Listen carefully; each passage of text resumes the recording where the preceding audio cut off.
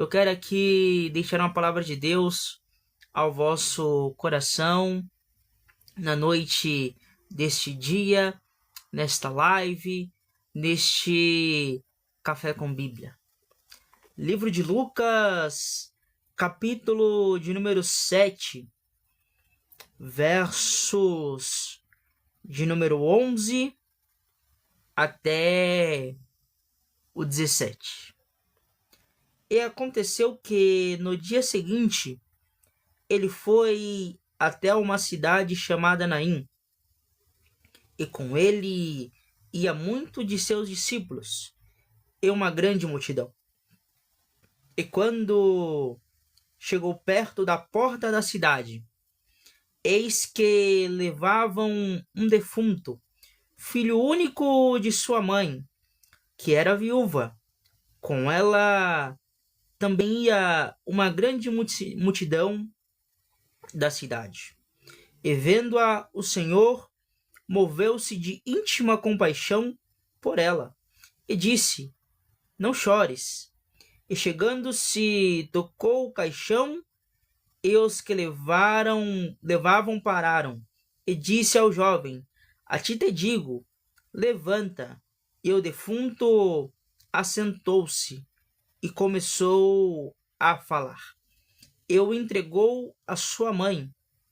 E todos se apoderou-se um temor, e glorificavam a Deus, dizendo: um grande profeta se levantou entre nós, e Deus visitou o povo, e correu esta fama por toda a Judéia e por todas as terras circunvizinhas. Glória a Deus. O texto que fizemos menção nesta hora, ele conta para nós uma das histórias de fé, milagre, esperança e mudança de quadro. A Bíblia diz que em uma cidade chamada Naim estava havendo um cortejo fúnebre, aonde uma mulher que acabara de perder o seu marido, agora ela se encontra em uma situação de que também perde o seu filho. Essa mulher, ela havia passado pela dor da perca do seu marido, e agora ela novamente se encontra em uma situação a qual ela já havia passado, enterrando mais um de seus entes queridos. E o texto segue dizendo que uma multidão ia a seguindo, e na porta da cidade, Jesus, ele vem entrando, com também uma multidão e os seus discípulos. A primeira lição que o texto ele nos traz através dessa mensagem, e a primeira aplicação, ela é muito simples e objetiva. O texto aqui nos apresenta duas multidões. Uma que seguia um cortejo fúnebre, outra que seguia Jesus. Perceba comigo, embora o texto tenha uma missão para definir este grupo, eles têm atitudes distintas. Porque um grupo segue Jesus, o outro segue o cortejo. A primeira aplicação que Jesus ele traz ao meu e ao teu coração através dessa mensagem é esta: qual tipo de multidão que temos seguido? A multidão do cortejo fúnebre ou a multidão que acompanha Jesus? Não entendi, irmão Paulo. Você vai entender agora. A multidão que acompanha o cortejo fúnebre significa a multidão dos negativistas, a multidão daqueles que olham para a situação e já dão por perdido. A multidão que segue o cortejo fúnebre é aquela multidão que só traz notícias ruins, notícias ruins, notícias ruins. Que só vem para te apunhalar, que só aparece para dizer sobre o teu projeto: não vai dar certo, é perca de tempo, você não vai conseguir, você não é capaz. A multidão que segue o cortejo fúnebre, ela só tem um intuito: enterrar o projeto. A multidão que segue o cortejo fúnebre, ela só tem um único objetivo e alvo: é tentar paralisar aquilo que Deus tem sobre a tua vida, aquilo que Deus tem sobre a tua história, aquilo que Deus tem sobre a tua chamada. Pois a multidão que segue o cortejo é a multidão dos negativistas, que só traz notícias ruins, que olha para o jornal e diz: o mundo está em colapso. E talvez o mundo até pode estar em colapso, mas a grande verdade é: nós não podemos ser a multidão que segue o cortejo fúnebre. E qual tipo de multidão que eu tenho que ser, irmão Paulo? A multidão que segue a Jesus. Por quê? Porque quando eu sou o tipo de pessoa que segue verdadeiramente a Jesus, as coisas podem estar travadas, mas eu sigo com a minha convicção, porque a minha base é Jesus. E ele diz na sua palavra que no mundo tereis aflições, mas tende bom ânimo, porque ele venceu o mundo e nós também iremos vencer.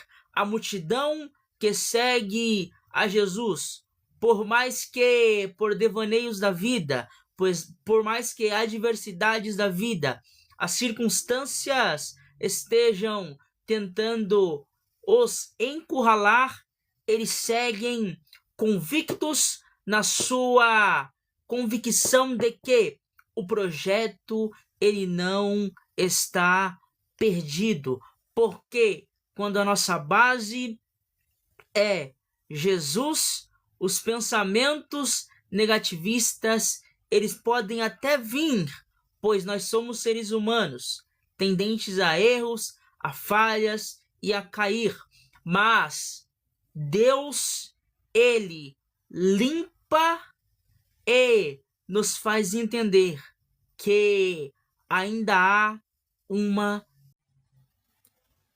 a multidão seguia o cortejo fúnebre. E uma multidão também seguia a Jesus. E no instante que Jesus ia entrando na porta da cidade, aquele cortejo também estava Deus tarda, mas não falha. Mas deixa eu te falar algo. Deus não tarda e nem falha. Ele chega no momento exato. Mas Paulo, o menino já estava morto. O menino já estava morto.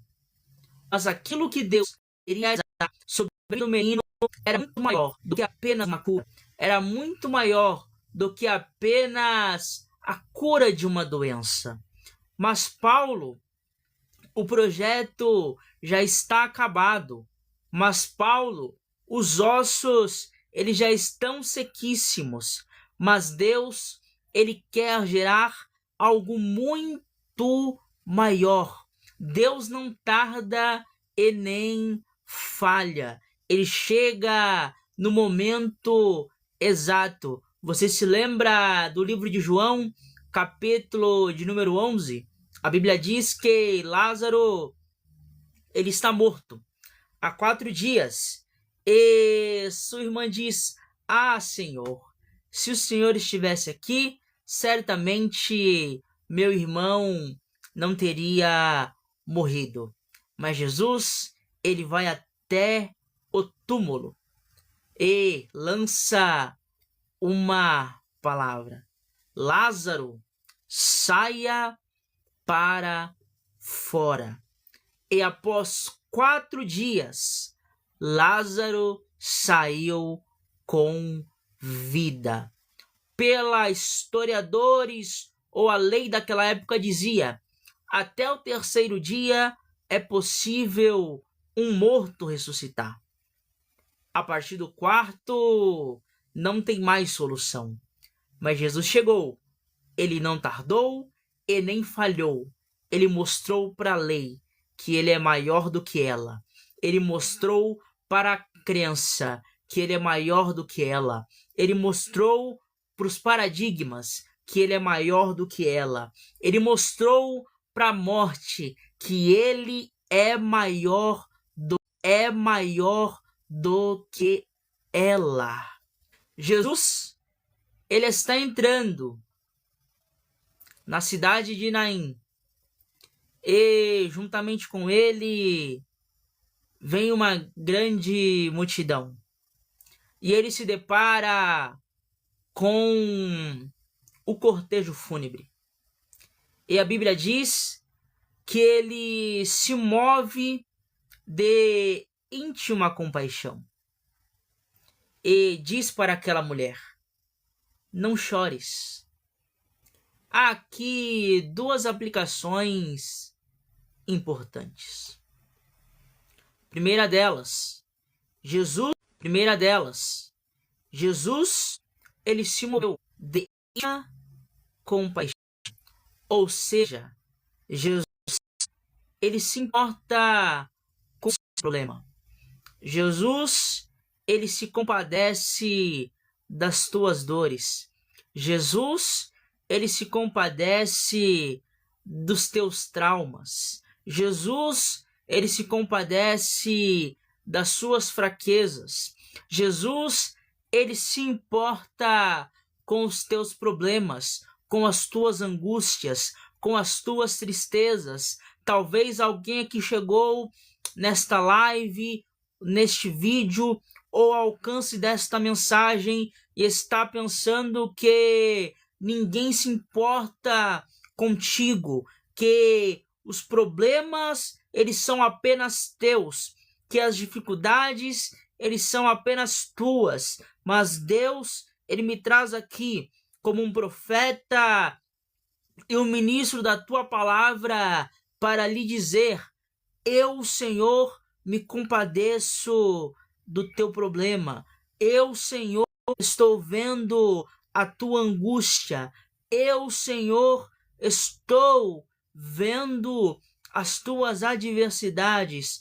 Eu, Senhor, estou enxergando os teus desertos. Você pensa que está só. Você olha para um lado, você olha para o outro, você olha para cima, você olha para baixo e não vê nenhuma solução.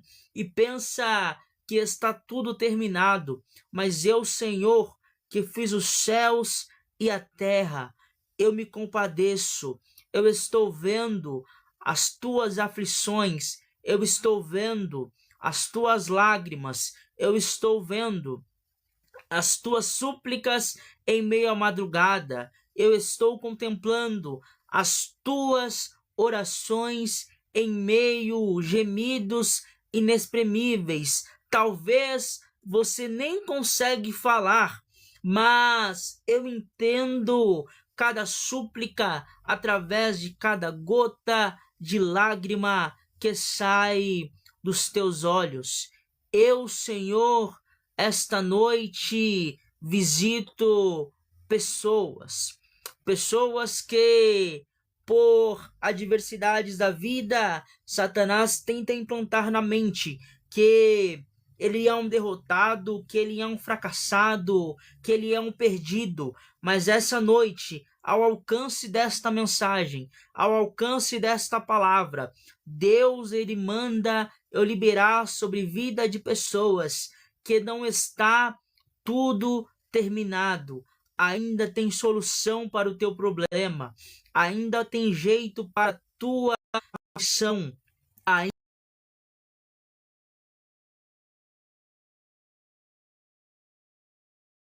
Ainda tem solução para a tua causa. Ainda há uma reviravolta sobre a tua história. E Deus diz essa noite para alguém: não chores.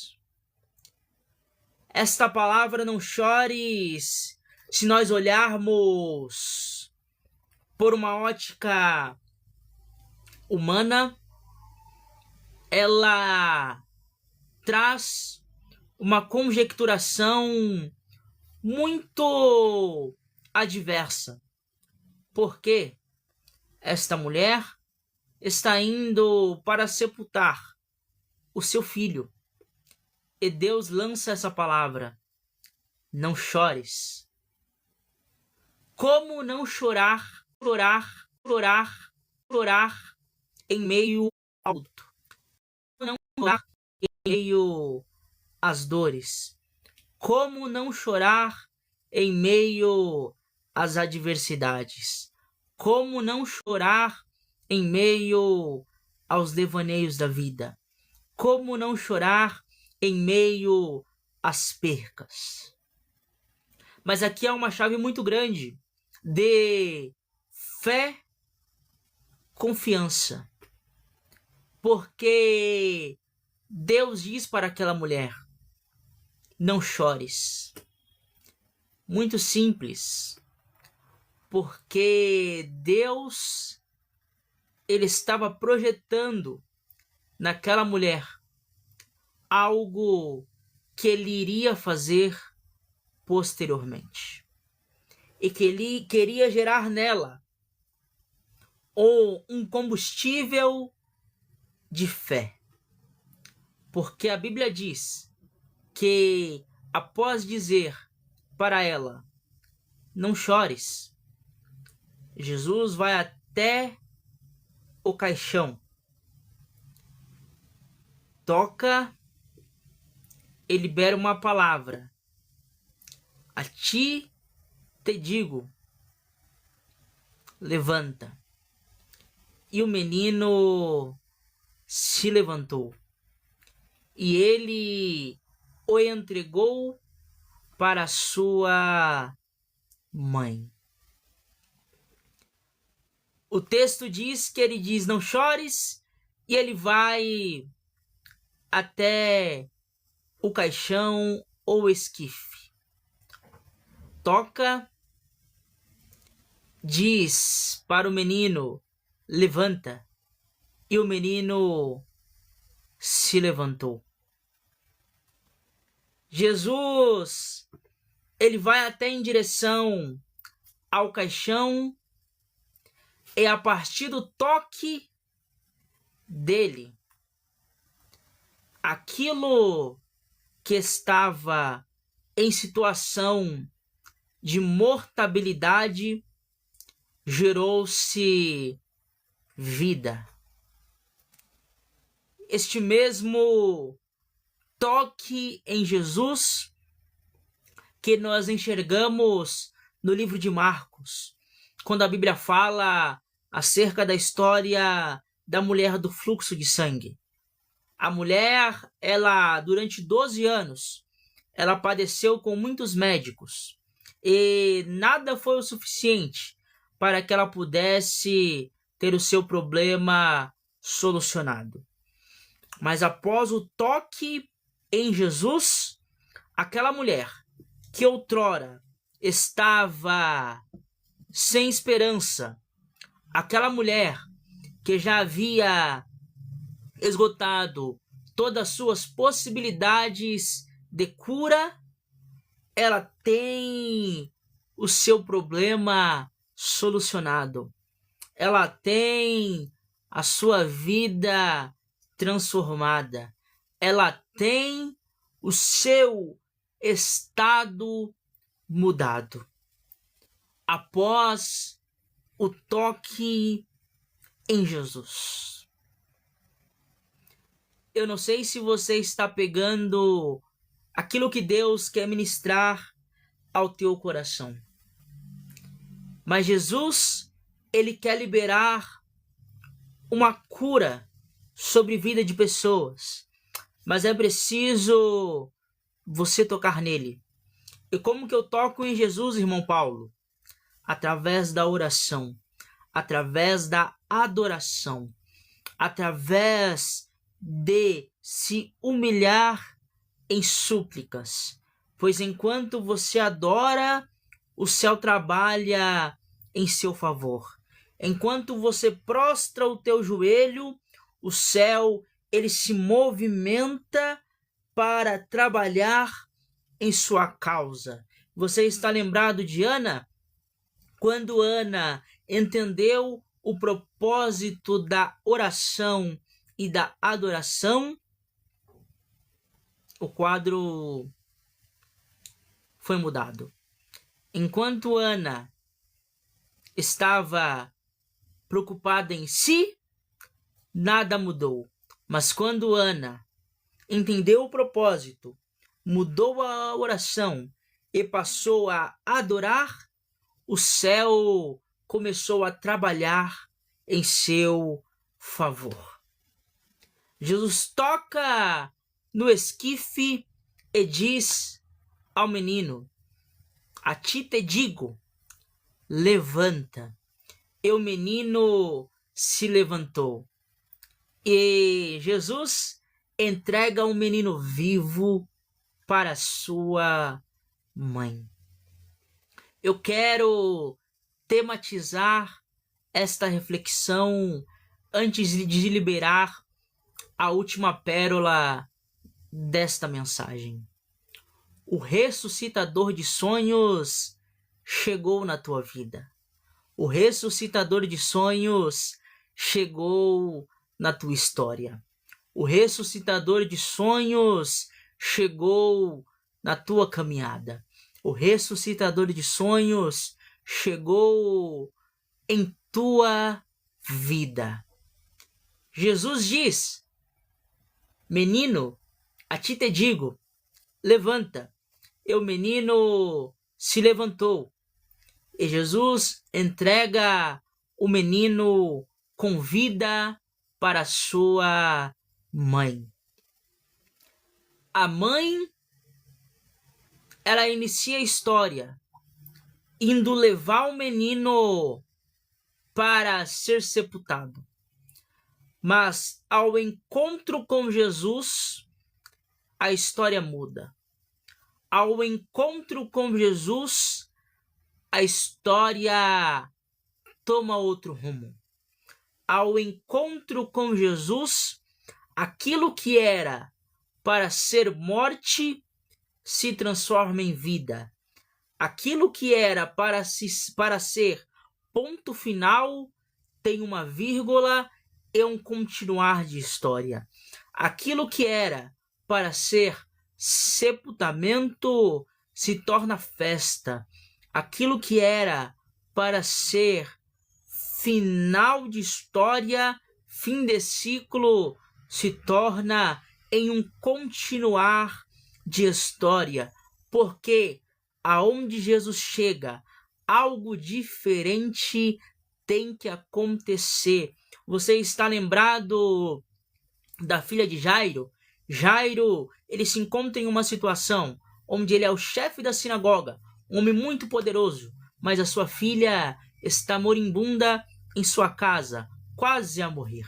Então ele vai atrás de Jesus, se prostra e o mestre vai até em sua casa. Mas no meio do caminho, ele recebe a notícia que a sua filha já morreu. Mas ele ouve de Jesus: não temas, crê somente. E quando Jesus chega na casa, ele manda que todos saiam e diz à menina: Talita cumi, a ti te digo, menina, levanta. E a menina se levantou. A menina estava em um processo de morte. A menina estava com o diagnóstico já pronto. Mas Jesus chegou e mudou o quadro daquela menina. Porque aonde Jesus chega, algo diferente tem que acontecer. Você se lembra do livro de Ezequiel, capítulo de número 37? O vale de ossos secos. A Bíblia diz que era um vale, estava em uma situação de mortandade, mas Jesus ele leva Ezequiel em espírito para aquele vale e pergunta: pode esses ossos reviver, Ezequiel? Ezequiel diz: Senhor Jeová, tu o sabes. Ezequiel profetiza e os ossos começam a tomar forma. E os ossos começam a tomar vida através da palavra que Jesus mandou que Ezequiel liberasse. Eu não sei quem precisa ouvir isto através desta mensagem. Jesus, ele entra com vida em casamentos. Hoje, Jesus, ele entra com vida em lares. Jesus, ele entra com vida em situações que para você já estava em escassez, que para você já estava perdido, que para você já estava em situação de mortandade. Mas Jesus, ele me traz aqui para liberar, glória, esta palavra profética ao coração de pessoas. Volte a sonhar, volte a projetar, volte a realizar, volte a imaginar, volte a ter a esperança, volte a sonhar com seus projetos, volte a sonhar com as tuas conquistas. Por circunstâncias da vida, talvez o inimigo tenha projetado que para você não tem mais jeito. Aquilo que você sonhou, pensou, projetou em fazer, o inimigo tentou colocar uma pedra em cima e colocar água abaixo. Mas essa noite, glória, o grandão da Galileia, ele desce para lhe dizer: é noite de reavivamento de sonhos, é noite de reavivamento de projetos, é noite de restauração de famílias, é noite de restauração de sonhos. Aquilo que você colocou no papel e o inimigo colocou na tua cabeça, que você não tem capacidade, que você é insuficiente, que você não foi projetado para isso.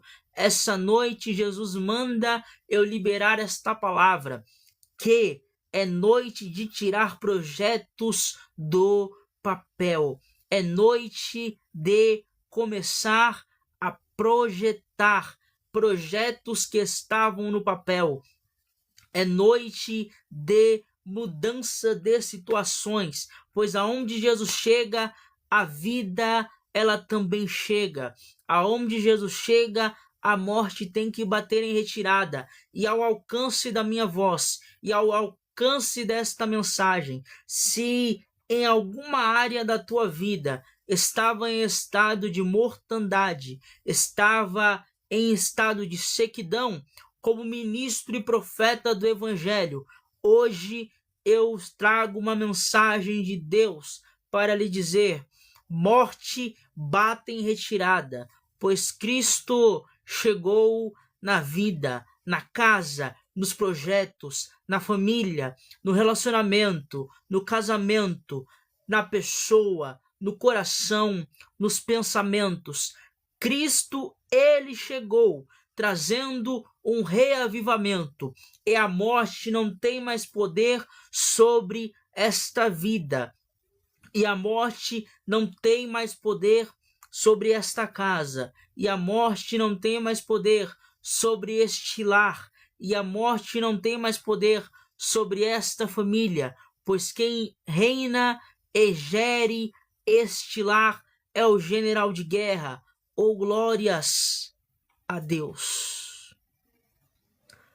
Aquela mulher, ela estava indo sepultar o teu filho, mas Jesus chegou na história e na vida daquela mulher, trazendo para ela um reavivamento de sonhos, um reavivamento de história, um reavivamento na tua família.